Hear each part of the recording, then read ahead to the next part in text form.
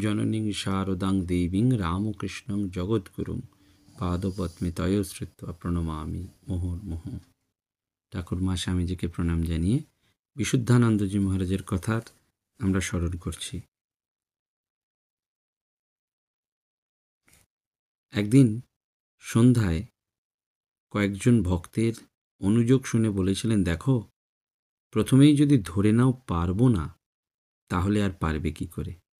এই তো তুমি চাকরি করছো, যদি দরকার হয় তুমি 2 ঘন্টা বেশি কাজ করবে কিনা? এই যে বেশিরভাগ কাজটুকু করলে, এর শক্তি কোথায় ছিল? তোমার ভেতরেই ছিল। ভেতরে না থাকলে সেই বেশি কাজ করার শক্তি তোমার কাছে এলো কোথা থেকে?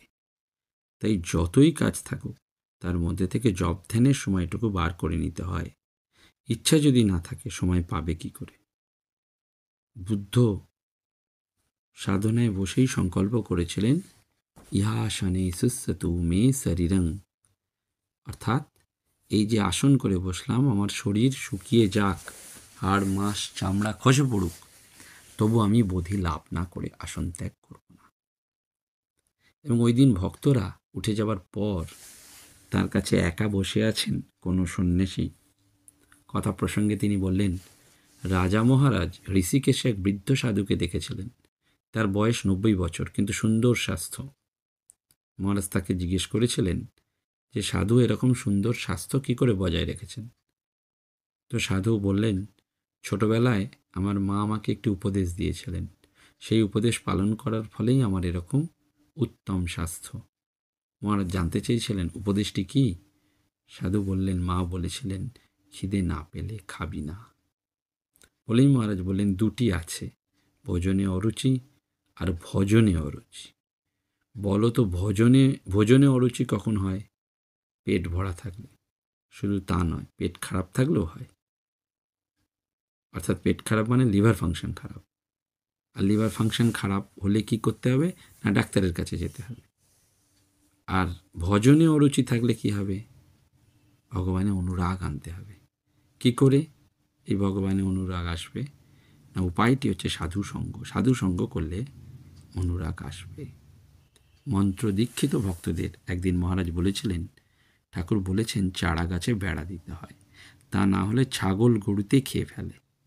প্রথম প্রথম যাত্রার সঙ্গে, বিষয়ী মানুষের সঙ্গে মেলামেশা ভালো নয়। খুব নিষ্ঠার সঙ্গে ধ্যান জপ করবি আর ঠাকুরকে মনে রাখবি। সব সময় মনে রাখবি, আমি ঠাকুরের, ঠাকুর আমার, আর সব কিছুই ঠাকুরের। এই কথাটা যেন কখনো না ভোলা। আর কখনো অহংকার অভিমান করবি না। সাবধান, কখনো ভাববি না আমি বেশ ধ্যান জপ করেছি আর অমুক লোক কিছুই করছে না।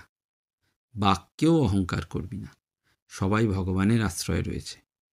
যাতে যেভাবে যাকে তিনি নিয়ে যান, সে সেই পথেই চলেছে। তার ওপর অনুরাগ, ভালোবাসা চাই। ধ্যান, জপ, পুজো, এই 3টের মধ্যে যেটা বেশি ভালো লাগে সেটাই বেশি জোর, তবে তার কৃপা। সব সময় মনে রাখতে হবে যে আমি ঠাকুরের চরণে সমর্পিত, সব সময় তাকে ধরে থাকা। এই জন্য মা ঠাকুরন বলছেন নিজে, যে মা ঠাকুরন যেমন আমাকে ঠাকুরের পায়ে সঁপে দিয়েছিলেন, তাই আজও তাঁর হাত ধরেই রয়েছি। এবং সেই জন্য তিনি নিষ্ঠা ভজনের উপর জোর দিতেন। বারবার বলতেন, পবিত্র জীবনযাপন করতে হলে জপটি খুব দরকার। প্রতিদিন নিষ্ঠার সঙ্গে জপ করা। গীতায় বলা হয়েছে, যজ্ঞানাং জপো যজ্ঞস্মি, অর্থাৎ যত রকম যজ্ঞ আছে তার মধ্যে জপ হচ্ছে শ্রেষ্ঠ। প্রতিটি কাজ একেবারে মনঃসংযোগ দিয়ে করতেন।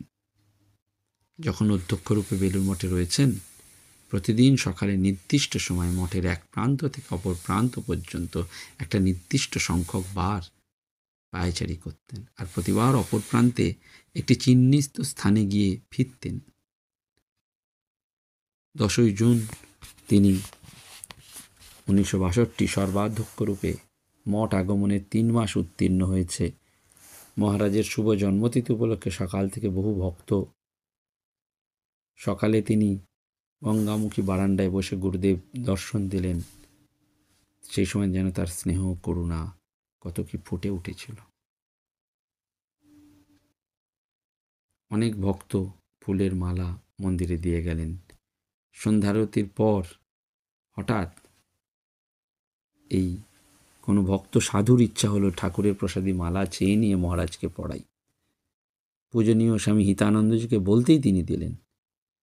আর মঠ বাড়ির দ্বিতলে গিয়ে চিৎসুখানন্দজিকে মনোবাঞ্ছা বলতেই তিনি বলেন, মহারাজের ঘর এখন বন্ধ, তিনি মশারির ভেতর ধ্যান করছেন, দরজা খুললে আপনার কথা বলব।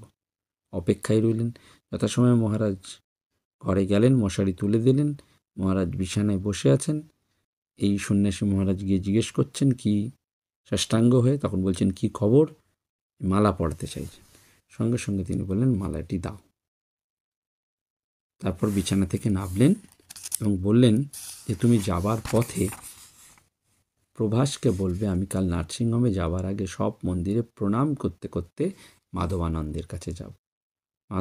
মাধবানন্দকে সকালে আর কষ্ট করে আমার কাছে আসতে হবে না। প্রভাস যেন মাধবানন্দকে বলে রাখে।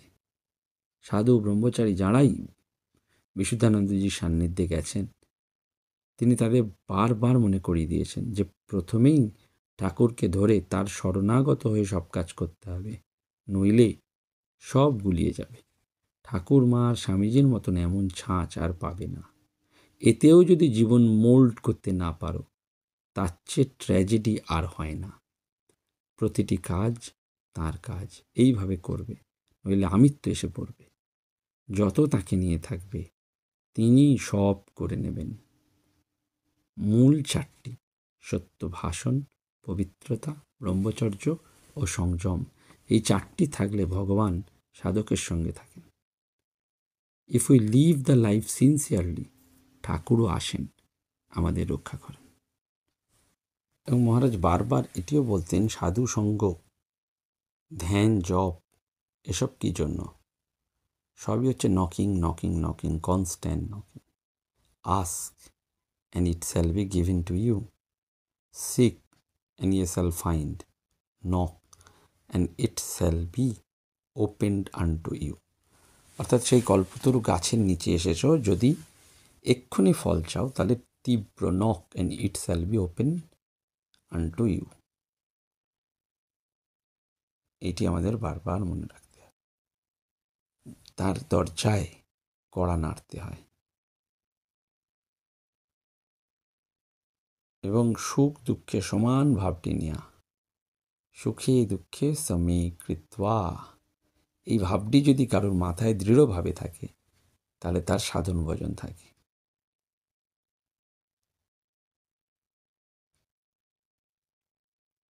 কেউ কেউ স্মৃতিকথায় লিখছেন যে 15ই নভেম্বর 1960 পার্ক নার্সিংহোম থেকে ছাড়া পেয়ে কাশিধামে যাওয়ার আগে তিনি পার্কে ইনস্টিটিউট অফ কালচারে গোল পার্কে তিনি বিশ্রাম নিচ্ছেন।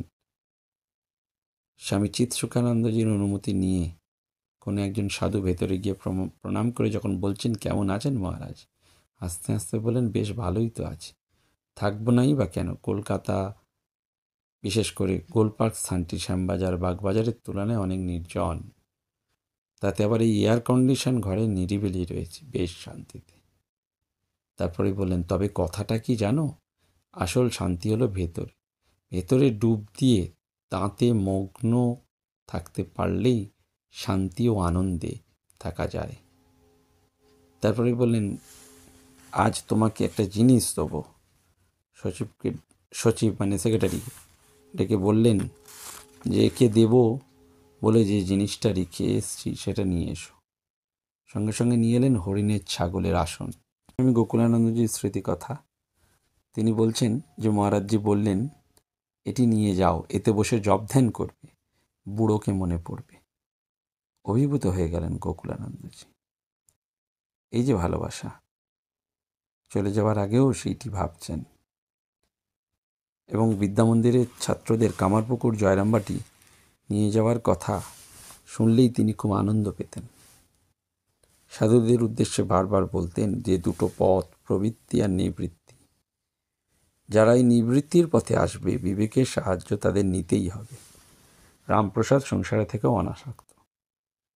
আর ডুব দিতে হবে রত্নাকরের অগাধ জলে। ওপর ওপর ভাসলে রত্নও পাওয়া যাবে না। এবং কাশীতে থাকাকালীন প্রতিদিন মহারাজ অদ্বৈত আশ্রমে ঠাকুরের কাছে গিয়ে 3 ঘন্টা ধ্যান করতেন।